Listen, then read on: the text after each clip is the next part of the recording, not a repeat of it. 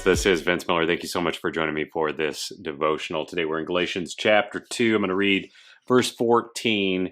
Here's how the text reads.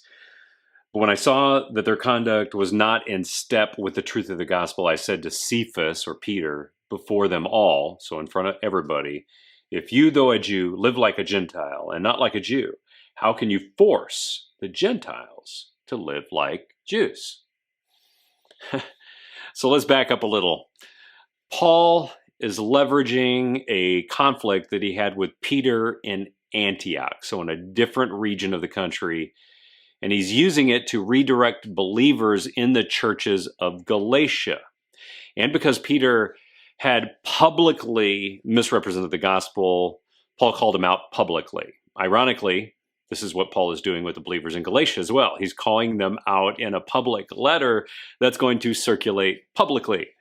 And it seems a little insensitive, but it's really not, and here's why.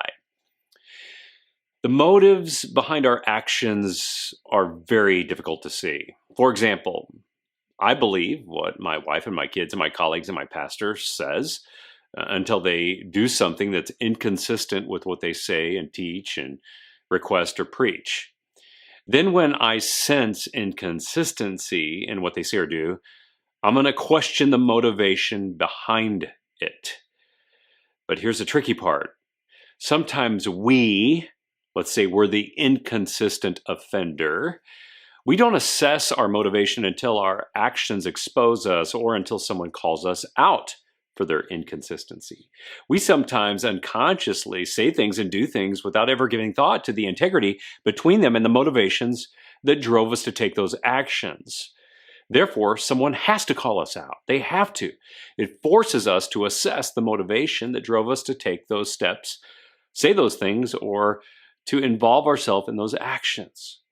This is what Paul did with Peter. It's also what he's doing with the Galatians in this letter. He wants them to see how these minor inconsistencies, known or unknown, adversely affect the gospel of grace, and that they will need to work hard to unlearn these healthy patterns, to live out and to communicate the gospel of grace effectively to others. So here's what I want you to do for today. I want you to dig deep and address one unbiblical motivation in you. Just one. Now, you might have more than one. You might have a long list of them. I understand, but don't worry about the list. Just focus on the one. And this one unbiblical motivation needs to be one that no one else knows about. It's something only you and God know. And then I want you to think about how this motivation affects your behavior on a regular basis, how it affects what you say and what you do. And then I want you to think about what would happen if someone else knew about it. Say your wife or your kids or your colleagues or your pastor. And then I want you to imagine that you get exposed one day, that you get busted, and then you get publicly called out for this sinful motivation. And then I want you to do business with this motivation before it exposes you in the worst way, immediately. And then I bet you start believing in the goodness of grace. Because fellas, only God and His grace are good enough to accept a man like you with those kinds of motivations. That's my super polite way to call you out today and to call me out.